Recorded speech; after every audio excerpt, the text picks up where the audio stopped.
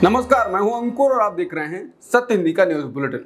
एक नजर अब तक की सुर्खियों पर। हरियाणा पंजाब बॉर्डर के पास शंभू और पंजाब के संगरूर में खनौरी बॉर्डर पर आंदोलन कर रहे किसान मजदूर मोर्चा और संयुक्त किसान मोर्चा ने 6 दिसंबर से दिल्ली कूच करने का ऐलान किया है। किसान मजदूर मोर्चा के नेता सरबंस सिंह पंडेर ने चंडीगढ़ में प्रेस कॉन्फ्रेंस कर इस बात की जानकारी दी। सरबंस सिंह पंडेर ने कहा कि ये फैसला इसलिए करना पड़ा है क्योंकि 18 जनवरी के बाद से सरकार के साथ कोई बात आगे नहीं बढ़ी है। हमारी तरफ से सरकार के साथ बातचीत करने के सारे रास्ते खुले रहे हैं, लेकिन सरकार की तरफ से सारे रास्ते बंद रहे हैं। सरबंस सिंह पंडेर ने कहा कि 9 महीने से हम शांति के साथ बॉर्डर पर बैठे रहे हैं, लेकिन अब हम दिल्ली कूच करेंगे। बता दें, किसान इस साल 13 फरवरी से पंजाब के शंभू और खनौरी बॉर्डर पर न्यूनतम समर्थन मूल्य यानी एमएसपी की मांग को लेकर आंदोलन कर रहे हैं।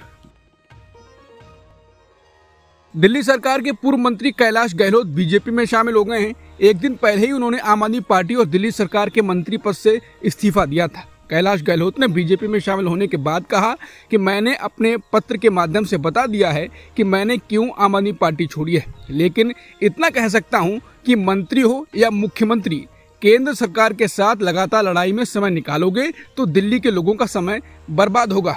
बता दें, अगले साल दिल्ली में विधानसभा चुनाव होने हैं और उससे पहले कैलाश गहलोत के बीजेपी में शामिल होने को काफी अहम माना जा रहा है।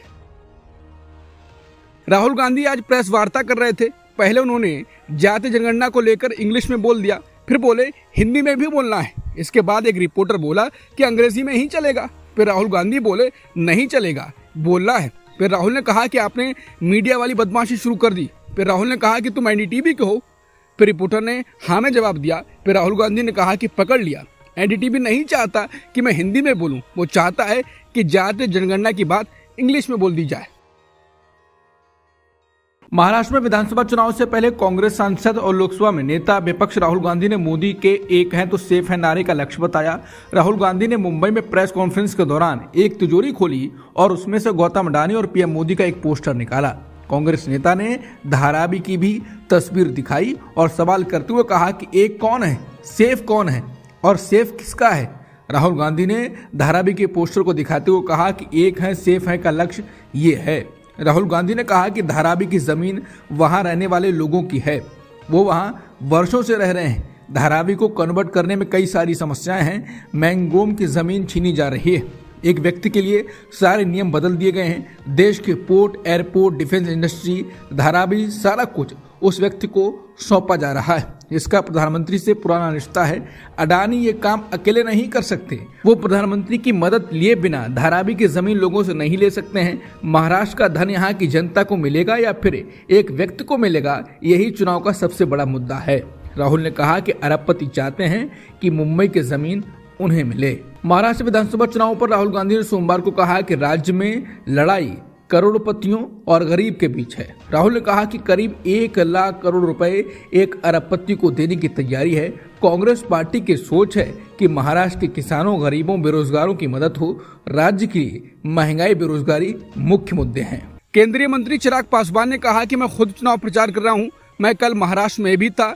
23 नवंबर को जब नतीजे आएंगे तो पीएम मोदी के नेतृत्व वाली सरकार में लोगों का विश्वास फिर से कायम होगा। हेमंत सोरेन की सरकार के 5 साल में जिस तरह से लोगों को निराशा का सामना करना पड़ा, जिस तरह से भ्रष्टाचार हुआ और खुद मुख्यमंत्री भ्रष्टाचार के आरोप में जेल गए, ऐसे में लोगों ने बदलाव का मन बना लिया है। इस बार झारखंड में एनडीए की सरकार आएगी, महाराष्ट्र में फिर से एनडीए की सरकार आएगी। वहां के लोग मौजूदा सरकार के काम से संतुष्ट नजर आ रहे हैं। महाराष्ट्र विधानसभा चुनाव के बीच शिवसेना प्रमुख और मुख्यमंत्री एकनाथ शिंदे ने बड़ा बयान दिया है। उन्होंने कहा कि मैं महाराष्ट्र सीएम पद की रेस में नहीं हूं।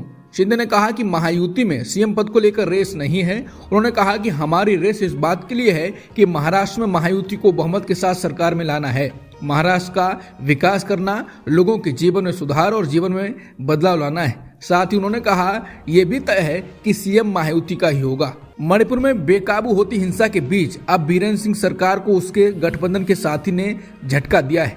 कोनराड संगमा की पार्टी नेशनल पीपुल्स पार्टी यानी एनपीपी ने मणिपुर में भाजपा के नेतृत्व वाली सरकार को समर्थन वापस ले लिया है। पार्टी ने इसके लिए राज्य में हिंसा का हवाला दिया है। कोनराड संगमा ने भाजपा के राष्ट्रीय अध्यक्ष जेपी नड्डा को पत्र लिखा और कहा कि हमें पक्का लगता है कि बीरेन सिंह सरकार संकट को हल करने और सामान्य स्थिति बहाल करने में पूरी तरह फेल रही। बता दें 60 सीटों वाली मणिपुर विधानसभा में एनपीपी के 7 विधायक हैं। कुछ विधायक पहले से ही नाराज चल रहे हैं, तो सवाल है कि क्या बीरेन सिंह के सामने अब सरकार बचाने की मुश्किल खड़ी हो गई है। द इंडियन एक्सप्रेस की रिपोर्ट के अनुसार एनपीपी के एक विधायक ने नाम ना बताने की शर्त पर कहा कि सरकार पहले से ही 7 भाजपा कुकी विधायकों के साथ मतभेद में है। अब 7 एनपीपी विधायकों के बिना उन्हें विधानसभा में अपना बहुमत साबित करने के लिए संघर्ष करना पड़ेगा। एनपीपी के समर्थन वापस लेने के बाद सरकार पर सवाल खड़े हो रहे हैं। बीजेपी विधायकों का एक गुट भी एन बीरेन सिंह से नाराज है। उनका कहना है कि एन बीरेन सिंह तमाम कोशिशों के बाद भी राज्य में हालात सामान्य नहीं कर सके। बता दें कुछ महीने पहले बीजेपी के 19 विधायकों ने केंद्र सरकार को ज्ञापन सौंपकर बताया कि राज्य में हिंसा खत्म करने के लिए क्या क्या किया जाना चाहिए। बीजेपी के विधायकों को इस बात का डर है कि हालात और खराब हो सकते हैं। एक विधायक ने द इंडियन एक्सप्रेस को बताया कि लोग अपना गुस्सा हम पर निकाल रहे हैं। विधायक का घर भी भीड़ ने बीते शनिवार को जला दिया था। उन्होंने बताया कि कुछ विधायक इस्तीफा देने की बात कर रहे हैं क्योंकि हालात बस के बाहर हो चुके हैं और लोग देख रहे हैं कि हम उनकी मदद नहीं कर सकते। ऐसे में अपने पद पर बने रहना मुश्किल होगा। एक विधायक ने कहा कि मुख्यमंत्री के पास कोई ताकत नहीं है और सब कुछ सुरक्षा सलाहकार कुलदीप सिंह देख रहे हैं। ऐसा लगता है कि मुख्यमंत्री के हाथ पैर बांध दिए गए हैं और उन्हें नदी में फेंक दिया गया है। ऐसे में आप उनसे तैरने की उम्मीद कैसे कर सकते हैं। आदिवासी बाहुल्य मध्य प्रदेश के अलीराजपुर जिले का रविवार से एक वीडियो वायरल हो रहा है जिसमें एक व्यक्ति के साथ मारपीट और फिर उसे नंगा करके घुमाया जा रहा है। वीडियो में दिख रहे व्यक्ति की पहचान देवी सिंह भील के नाम से हुई है और मूलतः जिले के आजाद नगर थाने के सेजवाड़ा गांव से आते हैं और उनके साथ मारपीट पास के ही छोटी मालपुर गांव में हुई थी। पुलिस के अनुसार ये घटना 14 नवंबर की है और वीडियो कल दोपहर के बाद वायरल हुआ। इसके बाद पुलिस ने शाम 6 बजे एफआईआर दर्ज कर 5 लोगों को हिरासत में लिया है। 48 साल के देवी सिंह ने दावा किया कि वो पास के ही गांव की एक विधवा महिला की उसके बच्चों को पालने में बीते 5 साल से मदद कर रहे थे। देवी सिंह का कहना है कि मैं हमारे गांव के पास ही छोटी मालपुर गांव की रहने वाली एक विधवा महिला की उसके बच्चों को पालने में मदद कर रहा था। हम एक दूसरे को बीते लगभग 4-5 साल से जानते हैं।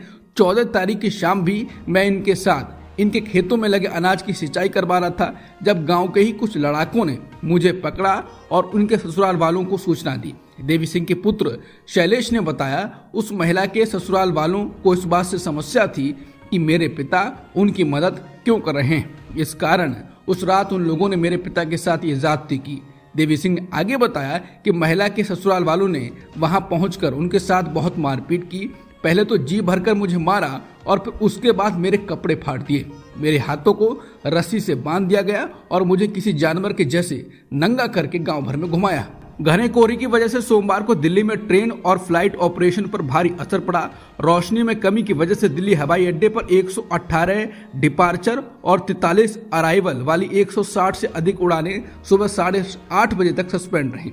डिपार्चर में औसतन 22 मिनट की देरी हुई और सुबह 7 उड़ानें रद्द कर दी गई। दिल्ली में सरकारी दफ्तरों का समय भी बदल गया है। दिल्ली में धुंध के कारण सोमवार को नई दिल्ली और आनंद विहार रेलवे स्टेशनों पर आने वाली 28 से अधिक ट्रेनें 2 से 9 घंटे की देरी से पहुंची। इसके अलावा दिल्ली की मुख्यमंत्री आतिशी ने प्रदूषण के स्तर को कम करने में मदद के लिए कार्यालय के समय को अलग अलग करने की घोषणा की है। केंद्र सरकार के कार्यालय सुबह 9 बजे से शाम 5:30 बजे तक, दिल्ली सरकार के कार्यालय सुबह 10 बजे से शाम 6:30 बजे तक और दिल्ली नगर निगम कार्यालय सुबह 8:30 बजे से शाम 5 बजे तक संचालित होंगे। सुप्रीम कोर्ट ने राजधानी दिल्ली में प्रदूषण के स्तर में खतरनाक बढ़ोतरी को बावजूद ग्रेडेड रिस्पॉन्स एक्शन प्लान यानी GRAP के चरण 4 को लागू करने में देरी पर सोमवार को नाराजगी जताई। जस्टिस अभय एस ओका और जस्टिस ऑगस्टीन जॉर्ज मसीह की बेंच ने सवाल पूछे। इस दौरान सुप्रीम कोर्ट ने दिल्ली NCR में शामिल राज्यों से कहा कि वो खतरनाक प्रदूषण स्तर को देखते हुए कक्षा 12 तक की फिजिकल क्लास आयोजित करने पर निर्णय लें। सुप्रीम कोर्ट ने कहा कि GRAP लेवल 4 के तहत प्रतिबंध जारी रहने चाहिए, भले ही AQI 450 से नीचे चला जाए। बांग्लादेश की अंतरिम सरकार के प्रमुख मोहम्मद यूनुस ने अपने कार्यकाल के 100 दिन पूरे होने पर राष्ट्र के नाम संबोधन में पूर्व प्रधानमंत्री शेख हसीना का जिक्र किया।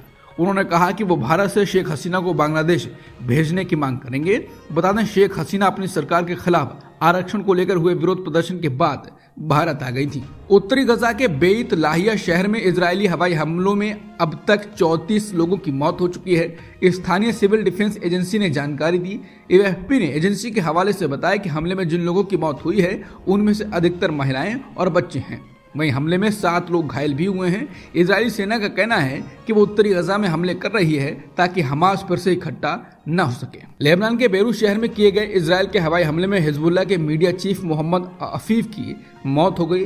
हिजबुल्लाह ने इसकी पुष्टि की है।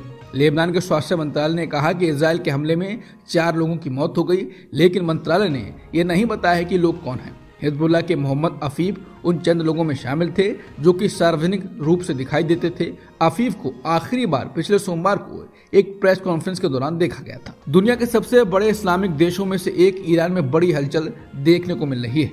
पहले तो ये देश इजरायल से युद्ध लड़ रहा था, उसमें व्यस्त था। वहीं दूसरी तरफ अचानक से सुप्रीम लीडर अयतुल्लाह अली खामनी द्वारा अपने बेटे मुज्तबा को उत्तराधिकारी बनाए जाने की खबर ने सबको चौंका दिया है। हालांकि अभी तक ईरान की तरफ से इसकी आधिकारिक पुष्टि नहीं हुई है।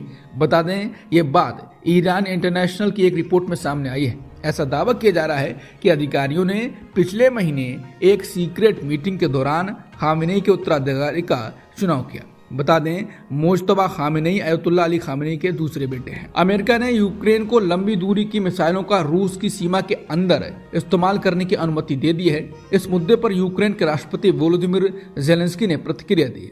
वोलोदिमिर जेलेंस्की ने कहा कि मैं अपने उन साझेदारों का आभारी हूं जो कि एयर डिफेंस सिस्टम को लेकर हमारा समर्थन करते हैं। उन्होंने कहा कि हमें अभी भी अपने सहयोगियों से जरूरी सुविधाएं नहीं मिली हैं, लेकिन हम लक्ष्य हासिल करने की दिशा में काम करना जारी रख रहे हैं। जेलेंस्की ने कहा कि यूक्रेन को मजबूत करने के लिए जो मैंने विक्ट्री प्लान पेश किया था, इसमें लंबी दूरी तक हमला करने की क्षमता शामिल थी। मीडिया में बहुत कुछ कहा गया है कि हमें मंजूरी मिल गई है, लेकिन हमला शब्दों से नहीं किया जाता। इन बातों की घोषणा नहीं की जाती, मिसाइलें खुद ही बोलेंगी।